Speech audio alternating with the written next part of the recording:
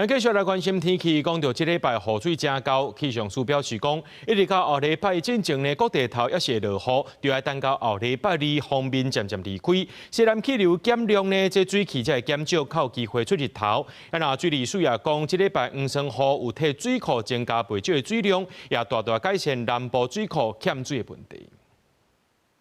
對畫冊雲圖會當看到，這兩天有一段鋒面通過台灣，各地天氣都較無穩定。氣象署表示，這禮拜六鋒面會開始向北邊行線離開台灣，但是西南風偏強，所以還是有水汽。拜六到後禮拜一，中南部可能規天都會落雨，所以雨還會落幾天。從週六開始，鋒面的位置逐漸的北移，轉成西南風的環境，所以在週六的白天左右呢，其實各地還是斷斷續續下雨，尤其在清晨西半部還是要留意有一些零星的陣雨。那從週日到週一左右這段期間是屬於比較西南風盛行的天氣形態，所以中南部地區整天還是斷續會有陣雨或是雷雨。其他各地呢，在這種環境上面水汽還是比較偏多的情形之下，中午過後天氣比較不穩定，還是要留意可能會有些局部的午後大雷雨出現。原來水利署表示，去年寒天的雨水量是最近這幾年來上少的，佮加上今年的黃霜雨季較晚來，造成5月時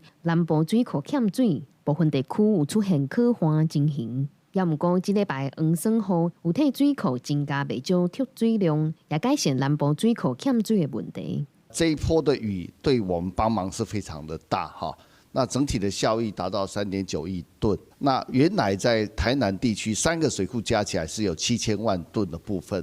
那目前已經回升到1.4億噸哈。那未來整個水庫因為還有持續的水量進來，然後我們預估啊，在未來可能會達到2億噸。經濟部水利署強調，目前全台灣公共用水的供應到9月底攏無問題，會隨時掌握天氣甲水情的變化，確保用水的穩定。記者郭友基、謝桂玲台北報道。